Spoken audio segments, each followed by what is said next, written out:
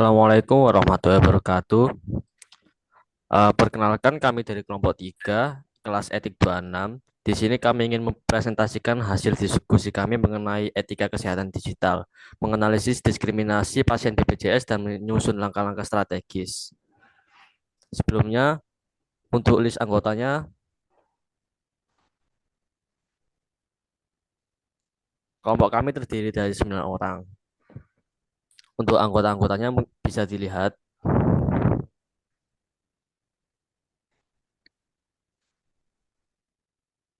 Baik, kita akan masuk saja ke inti pembahasan pada topik kali ini.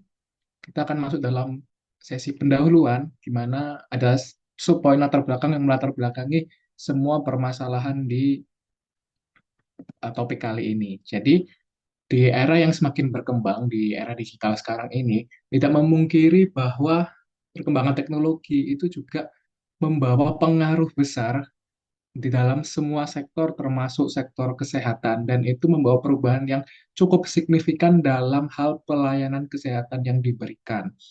Tentunya pelayanan kesehatan yang diberikan berbeda daripada pelayanan kesehatan yang diberikan bertahun-tahun yang lalu.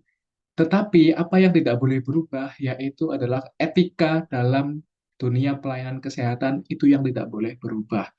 Nah, kami mendapati berbagai kasus di internet di mana adanya perkembangan teknologi digital ini membuat etika-etika kesehatan itu serasa terbengkalai atau terlupakan. Salah satu contoh kasus viral yang akan kami bahas pada topik kali ini adalah di mana ada suatu video bertemakan nakes yang membedakan pasien.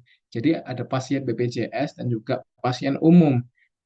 Untuk lebih lengkapnya akan kita bahas di sesi pembahasan nanti. Tetapi yang perlu diperhatikan adalah ini adalah contoh nyata daripada pelanggaran etika yang terjadi ketika pelayanan kesehatan ini masuk ke ranah kesehatan digital atau digitalisasi.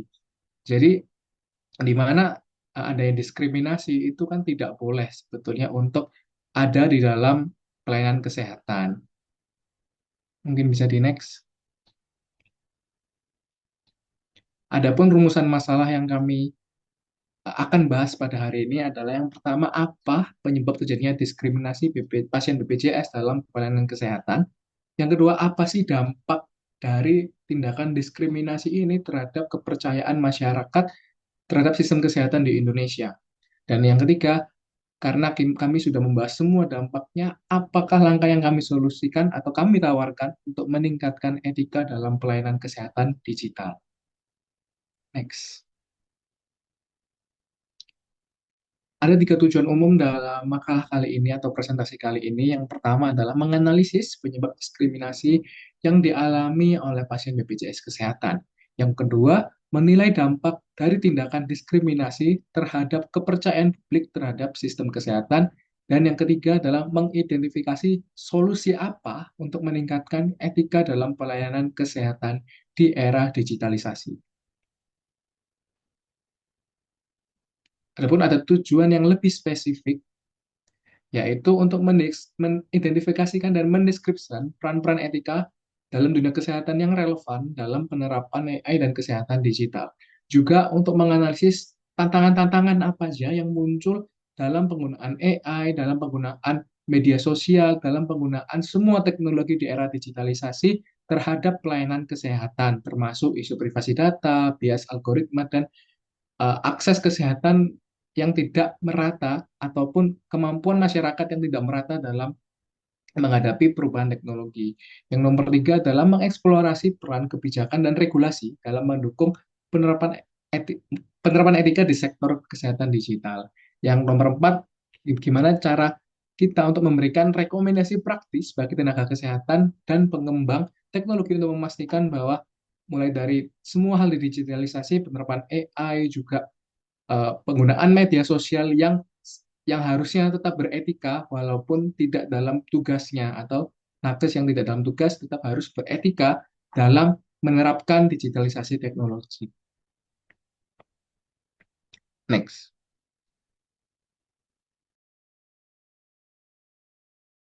Untuk kasus yang kami ambil sendiri itu yakni ada sebuah akun ya yang mana mengupload atau mengunggah konten tentang nakes membanding-bandingkan pasien umum dengan pasien BPJS. Postingannya sendiri itu dari 18 Maret 2023. Kasusnya itu terdapat pada unggahan seorang tenaga kesehatan di media sosial mengenai perbandingan antara pasien umum dan pasien yang menggunakan BPJS, yang mana telah menimbulkan perdebatan yang luas di masyarakat.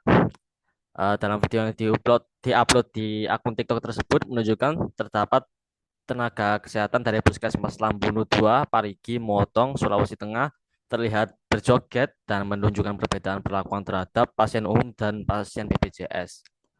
Reaksi mereka bertiga terhadap kedua kelompok pasien sangat kontras ketika menggambarkan pasien umum mereka tampak ceria dan bersemangat, sedangkan saat menggambarkan pasien BPJS sikap mereka berubah menjadi tidak acuh dan malas.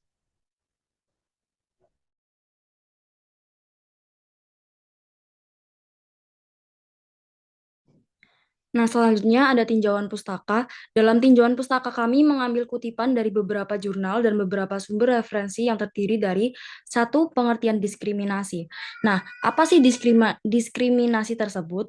Diskriminasi merupakan tindakan, sikap, atau perilaku yang dilakukan oleh seseorang atau satu golongan untuk menyudutkan golongan lain. Biasanya diskriminasi dilakukan oleh satu golongan dengan populasi lebih besar ke golongan yang lain, yang populasinya jauh lebih sedikit atau yang bisa kita sebut sebagai minoritas. Yang kedua adalah pengertian kualitas pelayanan kesehatan. Nah, kualitas pelayanan kesehatan sendiri adalah tingkat kesempurnaan dalam penyelenggaraan layanan kesehatan yang di satu sisi mampu memberikan kepuasan kepada pengguna jasa dan di sisi lain pelaksanaannya sesuai dengan kode etik serta standar yang berlaku. Lalu selanjutnya adalah pembagian dimensi pelayanan. Pembagian dimensi pelayanan menurut para suraman terdapat 5 dimensi kualitas pelayanan dalam jasa kesehatan yang berkaitan dengan kepuasan pasien, yaitu yang pertama adalah bukti fisik, yang kedua keandalan, yang ketiga daya tangkap, yang keempat jaminan, dan yang kelima adalah empati, yaitu perhatian yang diberikan penyedia layanan kepada pelanggan secara individu. Lalu yang terakhir adalah fungsi BPJS Kesehatan. Fungsi BPJS Kesehatan merupakan lembaga fungsional penyelenggara program jaminan kesehatan nasional di Indonesia. Program ini diadakan untuk memberikan manfaat bagi seluruh rakyat Indonesia dengan prinsip asuransi sosial dan gotong royong.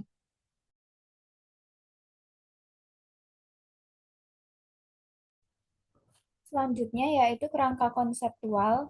Dalam kerangka konseptual terdapat beberapa variabel kunci yang memengaruhi kualitas pelayanan kesehatan dan variabel-variabel tersebut saling berhubungan. Variabel-variabel tersebut antara lain, yang pertama yaitu tingkat pengetahuan tenaga kesehatan tentang etika digital. Pengetahuan yang dimiliki tenaga kesehatan mengenai prinsip-prinsip etika dalam pelayanan kesehatan digital termasuk keadilan dan perlakuan setara terhadap semua pasien. Kemudian yang kedua, perlakuan terhadap pasien BPJS. Tingkat diskriminasi atau perbedaan perlakuan yang diterima oleh pasien BPJS dibandingkan dengan pasien umum dalam pelayanan kesehatan. Yang ketiga, kualitas pelayanan kesehatan. Indikator yang menunjukkan seberapa baik layanan kesehatan yang diterima oleh pasien termasuk kepuasan pasien dan aksesibilitas layanan. Yang keempat yaitu faktor demografis pasien. Karakteristik demografis pasien seperti usia, jenis kelamin, tingkat pendidikan yang dapat mengaruhi pengalaman mereka dalam menerima pelayanan kesehatan. Selanjutnya di sini saya akan menjelaskan hubungan antar variabel-variabel yang telah dijelaskan oleh teman saya, yaitu yang pertama, hubungan antar tingkat pengetahuan tenaga kesehatan tentang etika digital dan dengan perlakuan terhadap pasien BPJS. Pengetahuan yang baik tentang prinsip-prinsip etika seperti keadilan, non-diskriminasi, dan penghormatan terhadap pasien oleh tenaga kesehatan dapat meningkatkan kesadaran tenaga kesehatan akan pentingnya memberikan perlakuan yang setara pada semua pasien tanpa memandang status asuransi mereka. Yang kedua, yaitu hubungan antara perlakuan terhadap pasien, BPJS, dan kualitas pelayanan kesehatan. Ketika tenaga kesehatan menunjukkan sikap diskriminatif atau memberikan pelayanan yang kurang optimal kepada pasien BPJS, hal ini dapat mengakibatkan pengalaman negatif pada pasien. Diskriminasi dalam perlakuan dapat menyebabkan keterlambatan dalam diagnosis dan juga pengobatan, serta mengurangi kepercayaan pasien terhadap sistem kesehatan secara keseluruhan. Yang ketiga, yaitu hubungan antara faktor demografis pasien dengan kualitas pelayanan kesehatan. Faktor demografis pasien seperti usia, jenis kelamin, pendidikan, dan juga latar belakang sosial ekonomi dapat mempengaruhi pengalaman mereka dalam menerima pelayanan kesehatan.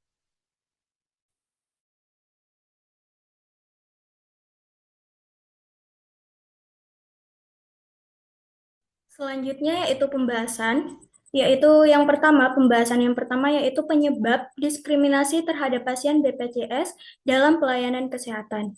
Diskriminasi terhadap pasien BPJS dapat disebabkan oleh beberapa faktor, baik bersifat sistematik, struktural, maupun individu. Beberapa penyebab utama yaitu yang pertama, keterbatasan fasilitas dan sumber daya yang dimiliki oleh rumah sakit. Fasilitas kesehatan dengan kapasitas terbatas cenderung memberikan prioritas lebih kepada pasien dengan asuransi swasta, yang dianggap lebih menguntungkan secara finansial dibandingkan pasien yang menggunakan BPJS. Yang kedua yaitu stigma sosial. Banyak tenaga medis yang memiliki pandangan negatif terhadap pasien BPJS, menganggap mereka sebagai pasien yang lebih sulit untuk dilayani atau memiliki status sosial yang lebih rendah. Stigma ini menyebabkan tenaga medis bersikap kurang profesional. Yang ketiga yaitu kebijakan pembayaran klaim BPJS yang tidak selalu tepat waktu. Rumah sakit sering kali merasa dirugikan karena keterlambatan pembayaran klaim dari pasien BPJS sehingga mereka menunjukkan sikap negatif terhadap pasien BPJS dengan memberikan pelayanan yang tidak maksimal. Yang keempat yaitu kurangnya pelatihan etika profesional bagi tenaga medis. Banyak tenaga medis yang tidak memiliki pemahaman mendalam tentang pentingnya memberikan pelayanan yang setara tanpa membedakan pasien berdasarkan status sosial atau jenis asuransi yang digunakan. Pembahasan yang kedua yaitu dampak dari tindakan diskriminasi terhadap kepercayaan masyarakat terhadap sistem kesehatan. Diskriminasi terhadap pasien BPJS memiliki dampak yang cukup besar terhadap kepercayaan masyarakat dan terhadap sistem kesehatan yang ada. Beberapa dampak negatif yang mungkin terjadi yaitu yang pertama penurunan kepercayaan terhadap program BPJS itu sendiri. Ketika masyarakat merasa bahwa mereka tidak mendapatkan pelayanan yang setara dengan pasien yang asuransi swasta, kepercayaan mereka terhadap BPJS sebagai jaminan kesehatan yang adil dan merata akan berkurang. Yang kedua yaitu ketidakpuasan pasien. Pasien yang merasa diskriminasi akan merasakan kekecewaan mendalam terhadap pelayanan yang diberikan. Ketidakpuasan ini bisa menyebabkan mereka berhenti mengikuti program BPJS. Yang ketiga yaitu ketidaksetaraan dalam akses kesehatan. Pasien BPJS sebagai besar berasal dari kelompok masyarakat yang kurang mampu akan semakin terpinggirkan dalam mendapatkan pelayanan yang berkualitas. Selanjutnya yang terakhir yaitu nomor 4, merusak nilai-nilai keadilan sosial. Sistem seharusnya menjamin keadilan sosial, malah menumbuhkan ketidakadilan yang semakin memperburuk kondisi sosial di masyarakat. Selanjutnya ada langkah-langkah dalam menghadapi masalah diskriminasi ini. Berikut adalah beberapa langkah-langkah yang bisa kita ambil sebagai tenaga kesehatan. Yang pertama adalah peningkatan pendidikan dan pelatihan etika profesional bagi tenaga medis. Dengan meningkatkan kompetensi tenaga medis dalam etika profesional, bertujuan untuk menjaga integritas dan kualitas pelayanan pasien. Kemudian yang kedua, ada pengembangan sistem teknologi yang transparan dan juga akuntabel. Membuat sistem digital ini memungkinkan pengawasan dan pelaporan yang jujur, meminimalkan kesalahan, dan meningkatkan efisiensi. Kemudian yang terakhir adalah pengawasan yang ketat terhadap implementasi pelayanan kesehatan. Menerapkan kontrol dan evaluasi reguler untuk memastikan pelayanan kesehatan sesuai standar yang sudah ditetapkan.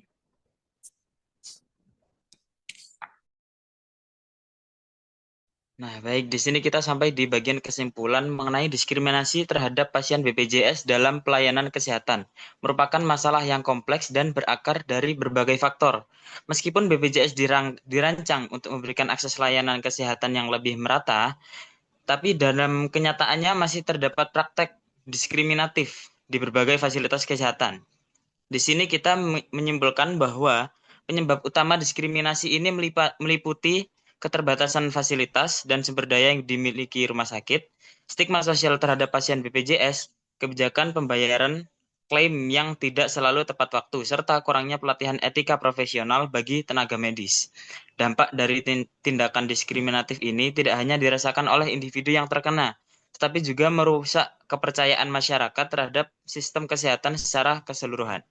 Penurunan kepercayaan terhadap program BPJS, ketidakpuasan pasien, ketidaksetaraan dalam akses kesehatan, dan merosotnya nilai-nilai keadilan sosial.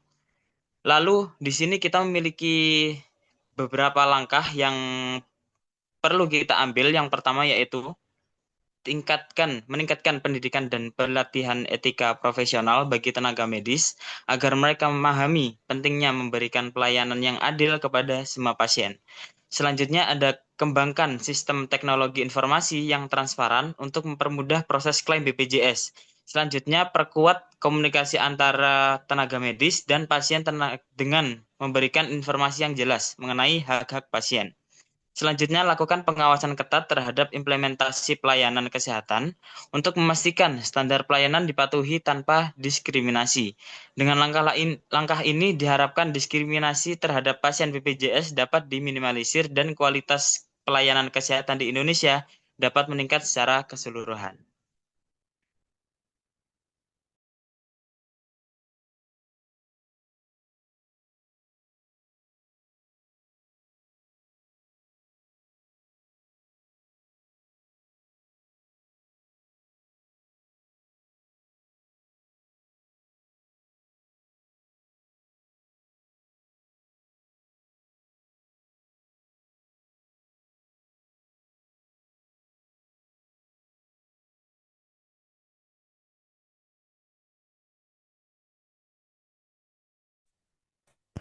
Sekian presentasi dari kelompok 3. Apabila ada kurang lebihnya, kami mohon maaf. Wassalamualaikum warahmatullahi wabarakatuh.